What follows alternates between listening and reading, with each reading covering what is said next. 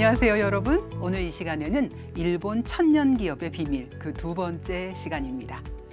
가문을 중시하는 우리나라에서는 자기 대에서 끊기면 절대로 안 되는 것이 있습니다. 바로 그것은 자손이지요. 여러분, 전설의 고향 같은 곳에도 많이 보셨겠지만 대를 잇지 못하는 것은요, 조상에게 가장 큰 죄를 짓는 것입니다. 그렇다면 가까운 일본에서 자기 대에서 절대로 끊겨서는 안 되는 것은 무엇일까요? 그렇습니다. 그것은 바로 가업입니다.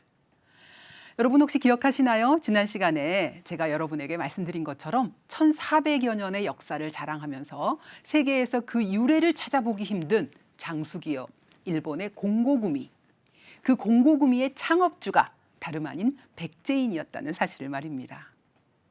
만약 공고구미를 설립한 유중광이 한국에서 삼국시대에 창업을 했다면 과연 그 기업이 지금까지 명맥을 유지할 수 있었을까요?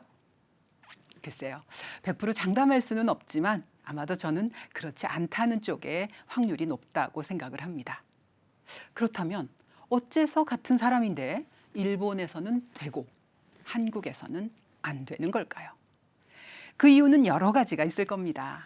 그런데 저는 우선 일본인들의 이 화라고 하는 DNA를 한번 살펴볼까 하는데요. 여러분 혹시 이 그림을 보신 적이 있나요?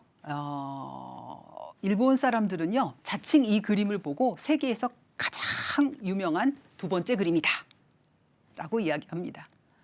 첫 번째로 유명한 그림이 뭐냐고요? 그거는 바로 레오나르도 다빈치의 모나리자입니다. 우리는 어그리하기 어려울 수도 있는데요. 어쨌든 이 작품은 일본 에도 시대에 활동한 대표적인 목판 화가였던 가츠시카 홋사이가 70대에 제작한 후지산 36경의 첫 작품이자 가장 유명한 작품입니다. 이 작품은 발표가 되자마자 일본에서 대중적인 인기를 거둔 것은 말할 것도 없고요. 유럽에서도 일본적인 것에 아주 동경을 품고 있던 예술가들을 크게 매혹시켰습니다.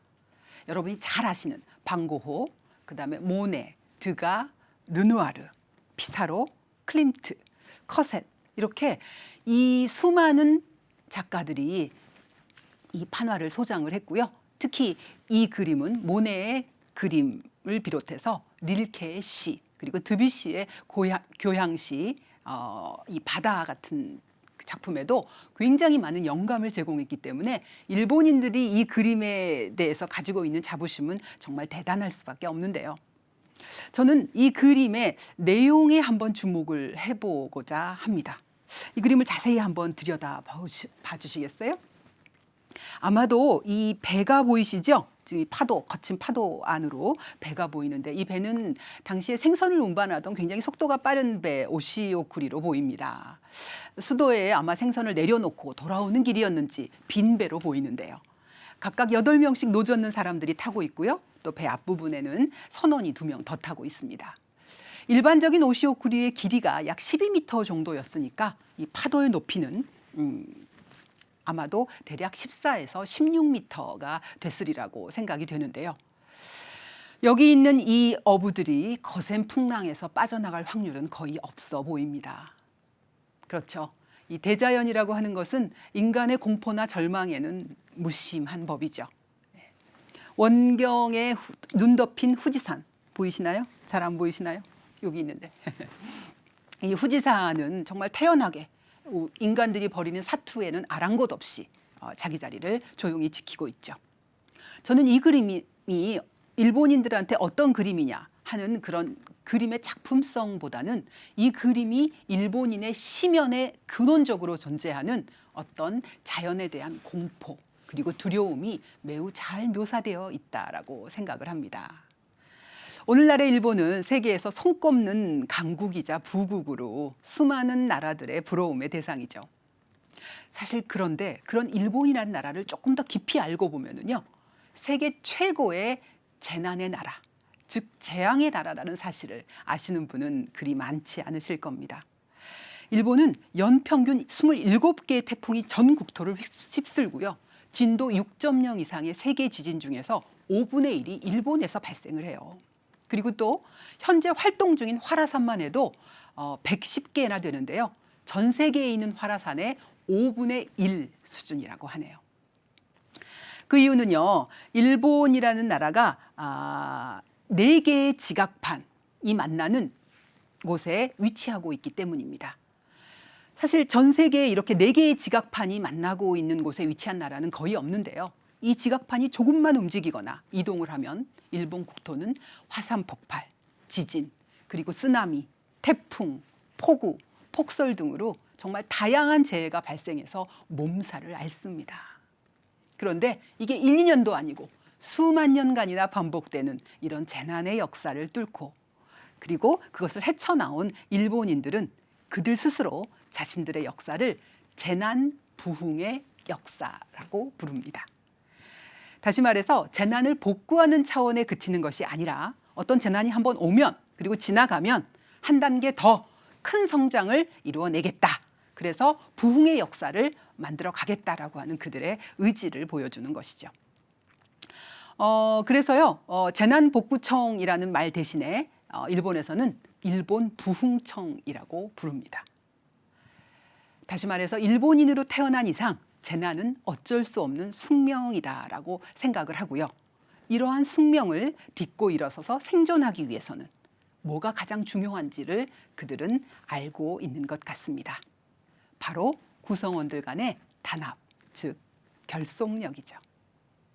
무너진 삶의 터전을 복구하고 더 큰 부흥을 이루어내는 작업은 아무리 대단한 영웅이라고 해도 혼자서는 불가능하겠지요.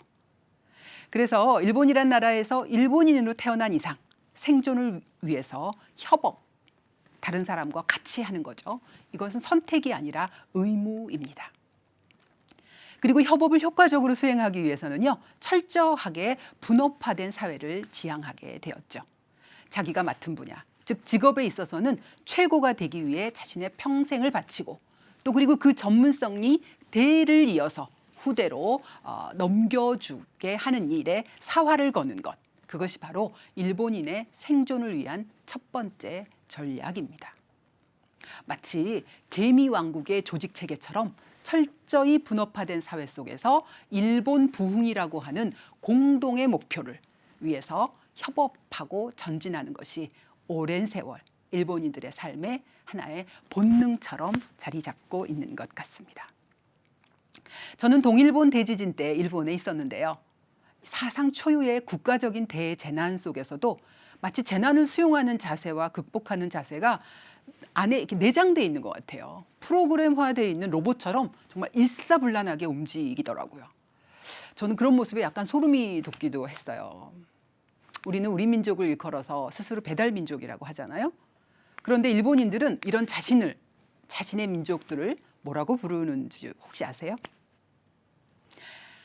일본인은 자기 나라 사람들을 화족이라고 부릅니다.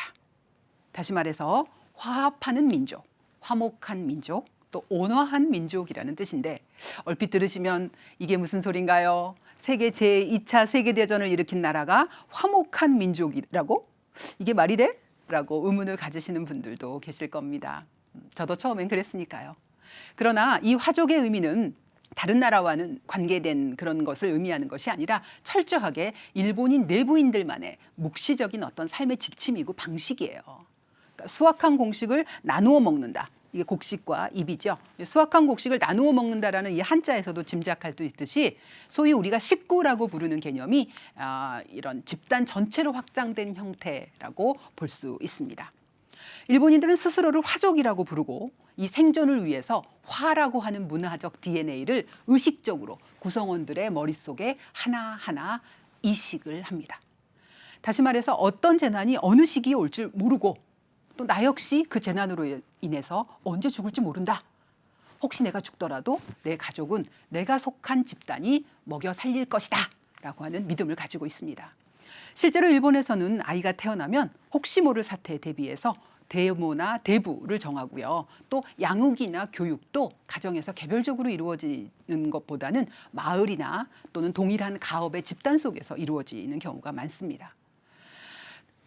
이렇게 일본인들의 생활은 서구화돼 가고 있지만 그들의 내면에 면면이 흐르는 집단성은 서구의 개인주의와는 태생적으로 거리가 있습니다.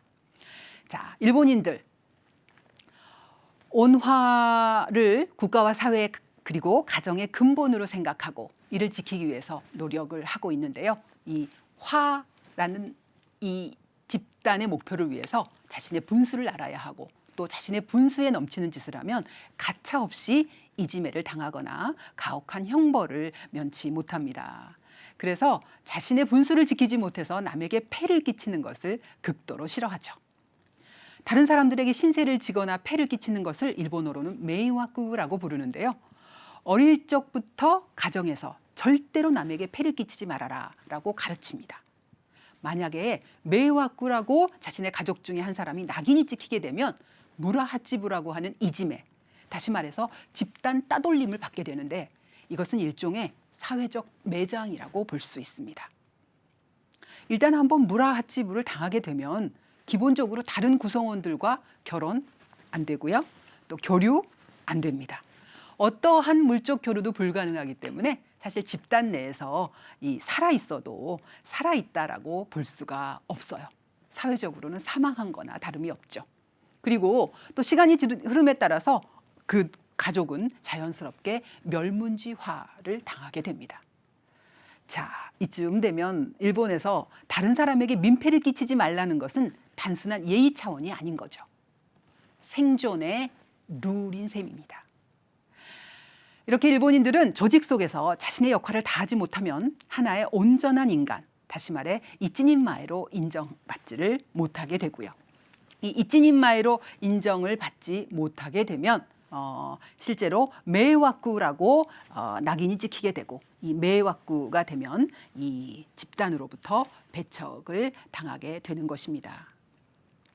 우리처럼 찌개를 한가운데 두고 나누어 먹지 않고요. 각자의 몫을 깔끔하게 나누어 먹는 것이 이찌닌마의 개념인데요.